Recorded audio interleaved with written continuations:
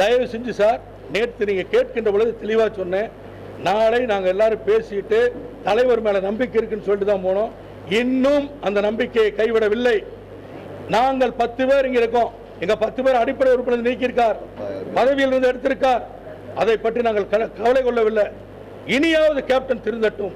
இனியாவது கட்சியை காப்பாற்றுவதற்கு தயவு செய்து திமுகவோடு போய் உடன்பாடு வைத்துக் கொண்டு கட்சியை காப்பாற்றட்டும். எங்களை நாங்களே அழித்துக் கொண்டிருக்கிறோம். கட்சியில இருந்து வெளியேற்றிட்டார், அதை பற்றி கவலைப்படவில்லை. தமிழ்நாட்டு மக்கள் நலனுக்காகவும் கட்சியை காப்பாற்ற வேண்டும் என்று சொன்னால் திமுகவோடு தான் கேப்டன் கூட்டணி வைக்க வேண்டும்.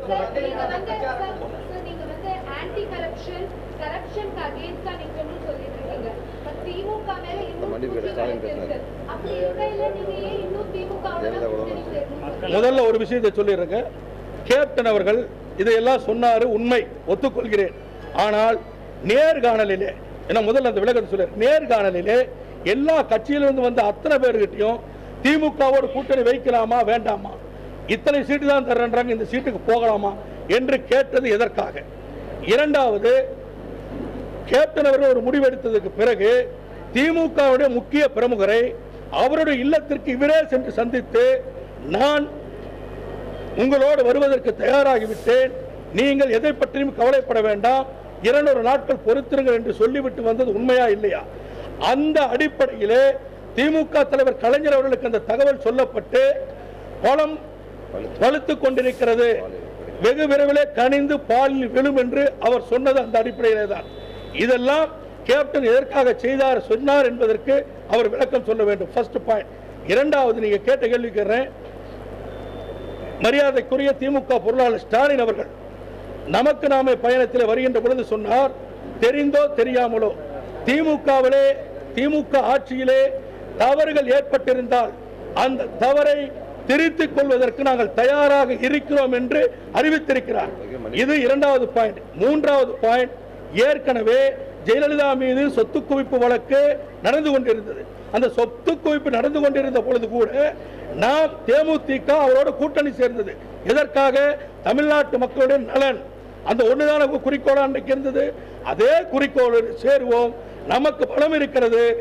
மக்களுக்கு எதிராக அதிமுக ஆட்சியில மின் கட்டணம், பால் கட்டணம், பஸ் கட்டணம் உயர்த்தப்பட்ட போது எப்படி நாம் குரல் கொடுத்தோமோ அதே போல திமுக ஆட்சியிலே தவறு ஏற்படுகின்ற பொழுது தட்டி கேட்கலாம். இதுல என்ன தவறு இருக்கிறது? இதுதான் எங்களுடைய நோக்கம். இதைத்தான் தமிழக மக்களும் எதிர்பார்க்கிறார். சொல்லிட்டேன் சார், அதுக்கு விளக்க சொல்றேன்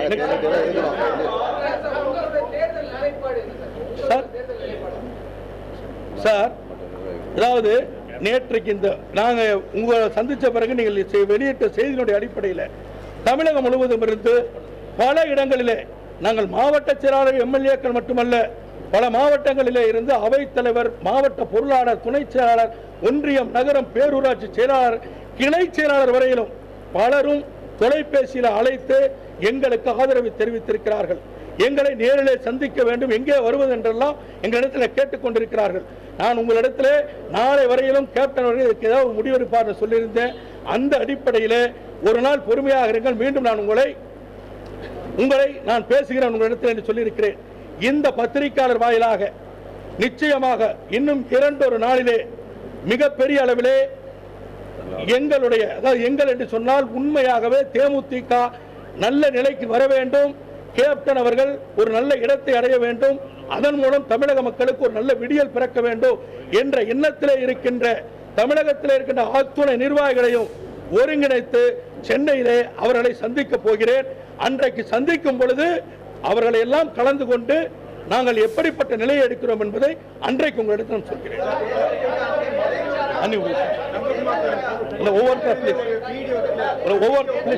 அங்க முடிச்சு வர பிளீஸ்.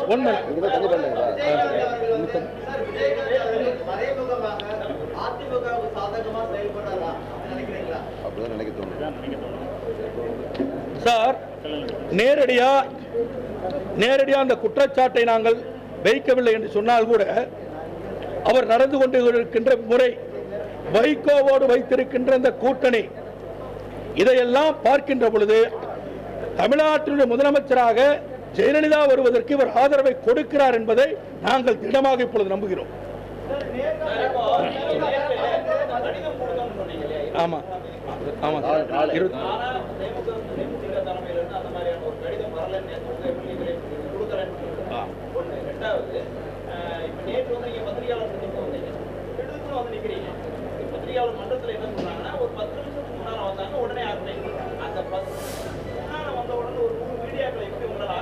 ஒரு நிமிஷம் ஒரு நிமிஷம் சார் சார் நீங்க ஒவ்வொன்றா கேட்கணும் பதில் சொல்றேன்.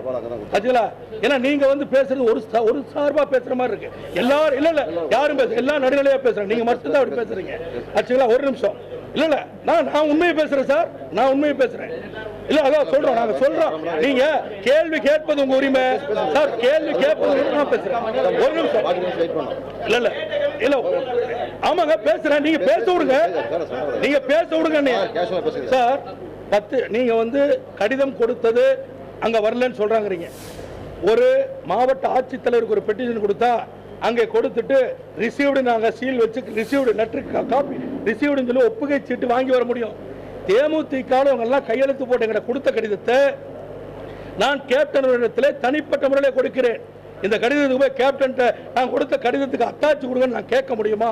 First point. ரெண்டாவது பாயிண்ட், நீங்க கேட்டது ஒரே நேரத்தில் எப்படி அரேஞ்ச் பண்ணீங்கன்னு. அப்ப இல்ல அரேஞ்ச் பண்ணது அந்த நேரத்தில் இல்ல. என்னுடைய செல்போன்ல 9443464869 இருந்து அத்துணை எனக்கு தெரிந்த அத்துணை பத்திரிகை நண்பர்களுக்கும் மெசேஜ் அனுப்பிச்சேன். கிட்டத்தட்ட நான் 45 நிமிடம் அங்க வந்து வெயிட் பண்ணிட்டு இருந்தேன். அதன் பிறகுதான் எல்லாரும் வந்தீங்க.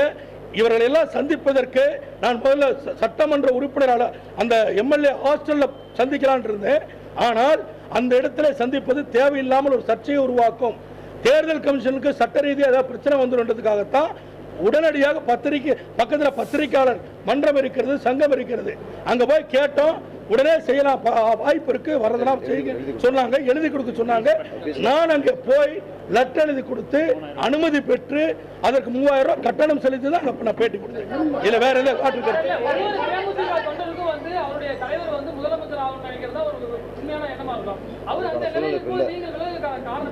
ஒரே நிமிஷம். ஒவ்வொரு தேமுதிக தொண்டனும் முதலமைச்சராகணும் கேப்டன் விரும்புறதுல நாங்களும் விரும்புறதுல மாற்று கருத்தே இல்லை. 2011 கூட்டணி அமைத்தோம். எதிர்கட்சி தலைவர். இந்த 2016 அதிகாரத்தில் பங்கு. 2021 தேமுதிகவில் கேப்டன் முதலமைச்சர்.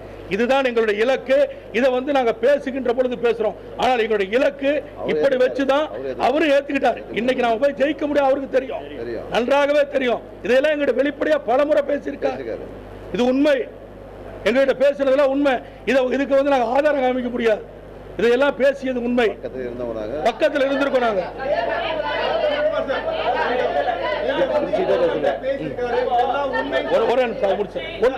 ஒரு நிமிஷம் முடிச்சுக்கிறேன்.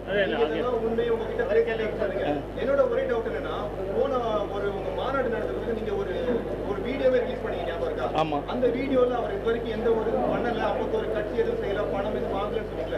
ஏன் இப்போ பாடுறீங்க? ஒரே நிமிஷம்.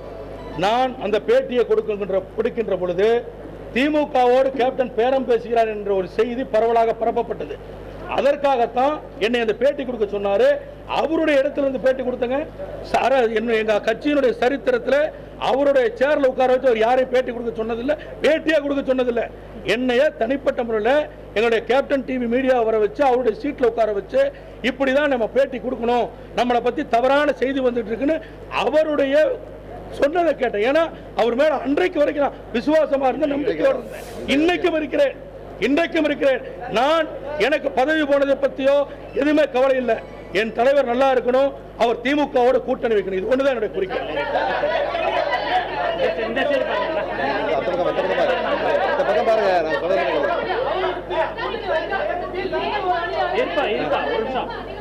எல்லாருக்கும் வாய்ப்பு கொடுங்க, நீங்களே கேட்காதீங்க.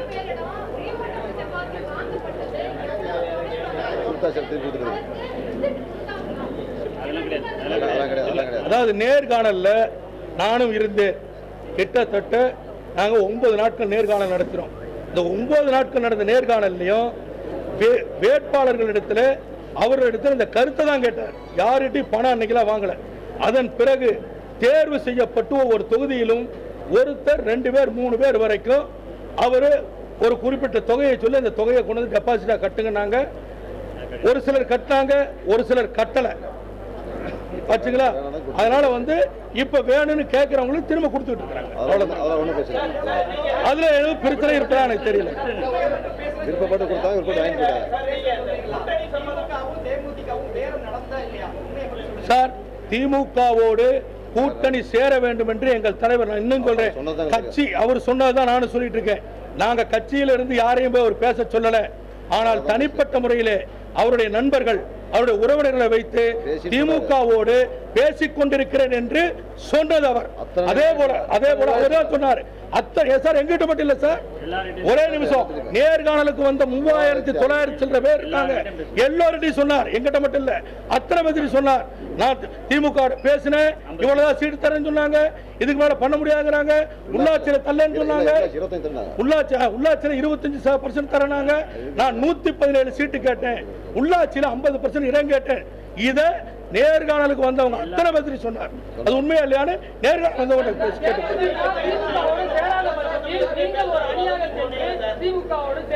ஒரு நிமிஷம் சார். சார், எங்களுடைய நிர்வாகிகள் எல்லாம் எங்களை தொடர்பு கொண்டிருக்காங்க. 2 நாட்கள் அவங்களை எல்லாம் கூப்பிட்டு சந்திக்க போறேன். சந்தித்ததற்கு பிறகு இதுக்கு முடிவு சொல்றேன். இப்ப சொல்ல முடியாது.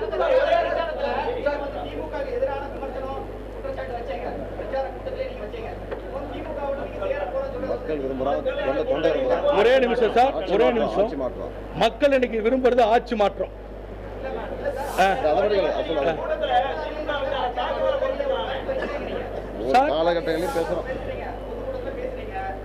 ஒரே நிமிஷம். எந்த பொதுக்கூட்டத்தில் பேசல சார், ஆதாரம் தான் சொல்றேன் சார். ஒரு நிமிஷம், நான் திமுக பத்தி பேசுறேன்னு சொல்லி அன்றைக்கே பத்திரிகை நண்பர்கள் எங்களை கூப்பிட்டு அந்த லோக்கல் இருக்கவங்க கேட்டு பாருங்க, நீங்க திமுக ஏன் பேசுறாங்க. அப்ப சார் ஒண்ணு இல்ல, நக்கீரன் வந்திருக்கு, எடுத்து பாருங்க சார். அதுல போட்டிருக்காங்க, வைகோ என்ன பிரஷர் பண்றார், திமுக அட்டாக் பண்ணி பேசுன்னு. நான் சொல்றேன், நான் பாதிக்கப்பட்டது அண்ணா திமுகவால, என் கட்சி பாதிக்கப்பட்டது அண்ணா திமுகவால. தயவு செஞ்சு நீங்க என்ன பிரச்சனை பண்ணாதீங்க.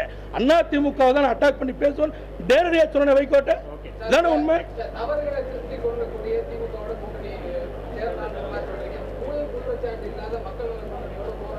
சார், ஊழல் குற்றச்சாட்டு இல்ல யார் சொன்னா? இல்ல இல்ல, இன்னைக்கு சார் நீங்க ஊழல் குற்றச்சாட்டு விடுங்க. இந்த கூட்டணிக்கு, இந்த கூட்டணி உருவானதற்கு காரணமே ஜெயலலிதா. இது வந்து அதிமுக பி டீமா செயல்படுது. இதுக்கு மிகப்பெரிய ஒரு தொகை, நான் அமௌண்ட் சொல்ல விரும்பல, வைகோ மூலியமா எல்லாத்துக்கும் கொடுக்கப்பட்டிருக்குன்னு சொல்லி ஒரு குற்றச்சாட்டு பூரா எல்லாம் பட்டி தொட்டி கிராமத்தில் போய் கேளுங்க இருக்கு. அப்படி இருக்கின்ற பொழுது அந்த கூட்டணியில் இருக்கிற வைகோ மேலேயோ அல்லது மற்றொரு மேலே இல்லைன்னு சொல்றது நாங்க எப்படி ஏத்துக்க முடியும்? இப்ப கேப்டன் ஏன் இங்க சேர்ந்தார், அதுக்கு பதில் சொல்லுங்க. கேப்டன் அதெல்லாம் சொன்னேன்.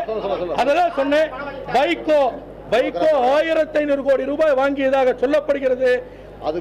அதிமுகவுக்கு புரோக்கரா செயல்படுறாரு சொல்றாங்க. வைகோ உண்மை என்று சொன்னால் சந்திரகுமார் மேல வைகோ சொல்ற குற்றச்சாட்டை நான் ஏத்துக்கிறேன். ஆமா ஆமா, அதுதான் சொல்றேன். அதாவது இல்ல தலைவர் சொல்லக்கூடிய தொண்டன் ஏத்துக்கணும், இல்லன்றது இல்ல, மாற்று கருத்து கிடையாது. ஆனால் இதான் சொல்றேன், ஏங்க நீங்க கேட்டீங்கன்னா பதில் சொல்றேன். தலைவர் சொன்னதை இல்ல சார், தலைவர் சொன்னதை தொண்டர்கள் ஏத்துக்கணுங்க. இதுதான் மரபு, இதான் ஒரு கட்சியில கட்டுப்பாடு. ஆனால் தொண்டர்கள் என்ன கருத்தை சொல்கிறார்களோ அந்த முடிவை தலைவர் எடுக்கணும். அதை போய் அவர்கிட்ட கேளுங்க, ஏன் எடுக்கலாம் அவர்கிட்ட கேளுங்க.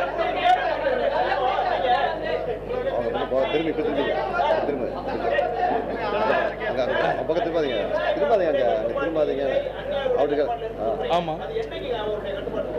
சார், ஆமா பிஜேபி 2014 சார். ஒரு நிமிஷம், நீங்க கேட்கறதுல உண்மைதான், நீங்க கேட்கறது உண்மை. ஆனா அதே சமயத்துல கட்சிக்குள்ள இருந்து போராடினோம், கட்சிக்குள்ள உள்ள இருந்து அவர்கிட்ட பலமுறை பேசணும். இந்த கூட்டணி வேண்டாம், இது வேண்டாம். பிஜேபிக்கு என்னைக்கு கூட்டணி 2014 போனாரோ அன்னையில நாங்க சொல்லிட்டு இருக்கோம். ஒரு கட்டத்தில் இதற்கு மேல என்னைக்கு ஆண்டாள் அழகர் கல்லூரி இதுவரைக்கும் கட்சி நிகழ்ச்சியை கல்லூரியில கொண்டு வரக்கூடாது, கட்சி நிர்வாகிகள் யாரும் கல்லூரிக்கு ஒரு எந்த விதமான பரிந்துரை செய்யக்கூடாதுன்னு சொல்லியிருந்தார். ஆனா இன்னைக்கு அதே கல்லூரியில எல்லா மக்கள் நல கூட்டணி வச்சு மாநாடு நடத்துறார். அப்ப இதற்கு மேல இவர் முழுமையா அன்னியுடைய கட்டுப்பாட்டுக்கு போயிட்டாருன்றதை நாங்க முடிவெடுத்தோம். அதுக்கப்புறம் தான் வெளியே வந்தோம். வேற எதுவுமே எப்படி சார்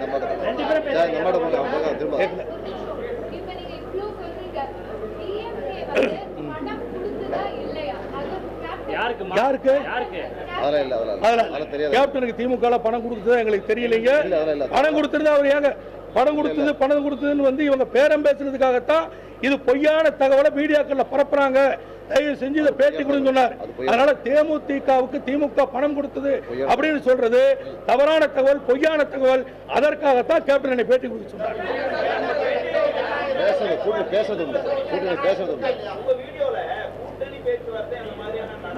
சார் அவருக்கு கட்டுப்பட்டு செய்தேன், அவர் சொன்னதை செய்தேன், அவருக்கு கட்டுப்பட்டதை செஞ்சேன். இன்னைக்கு செய்ய முடியாது சார். இன்னைக்கு வந்து தலைக்கு மேல வெள்ளம் போகுது. எல்லாரும் காப்பாற்றணும் சார். ஒட்டுமொத்த தமிழ்நாட்டை காப்பாற்றணும், தேமுதிக நிர்வாகிகளை காப்பாற்றணும், தொண்டர்களை காப்பாற்றணும். அந்த நிலையில நாங்க இருக்கோம். ஆட்சி மாற்றத்தை கொண்டு வரணும். அதனால இன்னைக்கு நாங்க வெளிப்படையாக வந்திருக்கிறோம். இதுதான் உண்மை.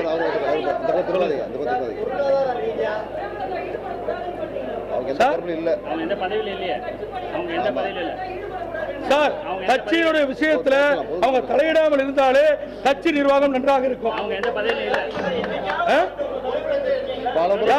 அவங்களுக்கு பொறுப்பே இல்லைங்க. தலையிடாமல் தான் போகுது.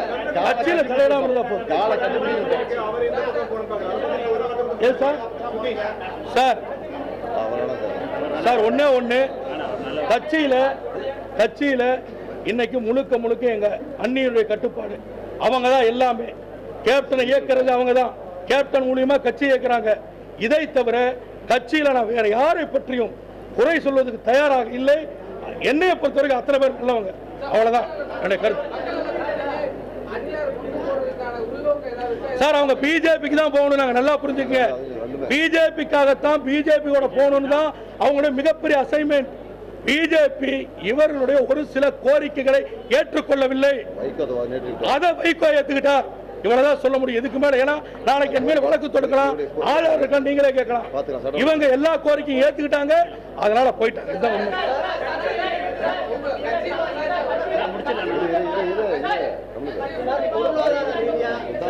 என்ன சார்?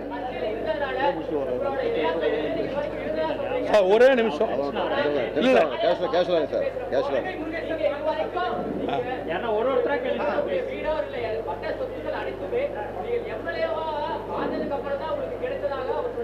ஒரே நிமிஷம். என் வீட்டுக்கு வாங்க. அத்தனை பேரை நான் செலவு பண்ணி நான் கூட்டு போறேன் ஈரோடு. இல்ல உங்க பத்திரிகை நண்பர்கள்ட்ட கேளுங்க. அந்த வீடு எங்க அப்பாவுடைய வீடு. அந்த இடம் எங்க அப்பாவுடைய இடம் ஆச்சுங்களா. எங்க அப்பாவும் அம்மாவும் நான் பிறந்த உடனே 2 வயசா இருக்கும் பொழுது வாங்கின இடம். வெறும் 1100 சதுரடி. 1100 1056 சதுரடி. அந்த இடத்துல ஒரு சின்ன வீடு, அதை கூட ஒரு சந்து, அதுல கூட என் தலைவன் வந்து அதை திறக்கணும்ட்டு அந்த விழாவுக்கு கிட்டத்தட்ட 2-3 லட்ச ரூபாய் செலவு பண்ணி நான் பண்ணேன். நான் வந்து இந்த கட்சிக்கு வந்து எல்லாத்தையும் இழந்தேன்னு நான் சொல்லுங்க. என்னுடைய வாழ்க்கையை இழந்திருக்கிறேன். நான் கல்யாணமானது 1998. 98 இருந்து 2004 சென்னையில் வந்து அவர் கூட உட்கார்ந்து இன்னைக்கு வரைக்கும் என் குடும்பத்தோடும் என் குழந்தைகளோடு இருந்ததை விட என் தலைவரோட என் கட்சியோடு இருந்ததான் அதிகம். தயவு செஞ்சு நான் பணத்தை இழந்தேன்னு சொல்லுங்க. என் வாழ்க்கை இழந்திருக்கிறேங்க. என் குடும்பத்தை வந்து நீங்க பார்த்துட்டு தயவு செஞ்சு இந்த வார்த்தை ப்ளீஸ். ஏன்னா நான் மட்டும் இல்லைங்க, இது மாதிரி எல்லாரும் நிறைய இருக்காங்க. ஏங்க ஒரு நிமிஷங்க. இன்னைக்கு ஒரு எம்எல்ஏ பேசுறாரு, நீங்க சொன்னீங்க சொந்த ஊடு கிடையாதுங்க அவருக்கு. இன்னைக்கு சக எம்எல்ஏ என் கூட பதவியில் இருக்கிறவர் சொந்த வீடு கிடையாது, வாடகை வீட்டில் குடியிருக்காரு. இன்னைக்கு ஒரு எம்எல்ஏ இருக்காரு, நாளைக்கு சைக்கிள் கடையில போய் வேலை செய்யணும். அவரு தெரியுமா? இதெல்லாம் என் தலைவனுக்கு தெரியுமாங்க? நீங்க வந்து தயவு செஞ்சு கொச்சைப்படுத்தாதீங்க. அதே ஒரு நிமிஷம், ஒரே நிமிஷம் சார், ஒரு நிமிஷம் சார், ஒரு நிமிஷம் சொல்லிடுறேன் சார். அதே மாதிரி காரு எம்எல்ஏ கார் வாங்க 2 வருஷம் கழிச்சு நம்ம எம்எல்ஏ இந்தியன் பேங்க்ல லோன் போட்டு எனக்கு வந்து சம்பளத்தில் கட்டி தான் கார் வாங்கினேன். 1 வருஷம் சஸ்பெண்ட் பண்ணாங்க. சஸ்பெண்ட் பண்ண பொழுது கூட இந்த கார் எடுத்துக்குவோம் சார், தயவு செஞ்சு நீங்க எம்எல்ஏ வரைக்கும் அசிங்கமா போயிரு மேனேஜர் கூப்பிட்டு சொன்னார். இதே பக்கத்தில் சிஎஸ்ஆரை கூப்பிட்டு கேட்டு அவரிடத்துல 60,000 ரூபாய் வாங்கி கட்டி அந்த மேட்டரை தவிர்த்தேன். ஏன்னா இன்னைக்கு அப்படிதான் சார் இருக்கும். நீங்க தயவு செஞ்சு சார் அவர்கள் பேச வைக்கப்படுறாங்க சார். யாருமே மனசால பேசல சார். எனக்கு தெரியும் சார். அடுத்த கட்டம் வரும்போது சொல்லிடுறோம். சார் அதான் சார் நடவடிக்கை எடுக்கும் போது சார் சார் ஒரு நிமிஷம் சார் சார் விட்டுருங்க லிமிட் மேல யாராவது சொல்லுப்பா சார் சொல்லிட்டா சார் ஒரே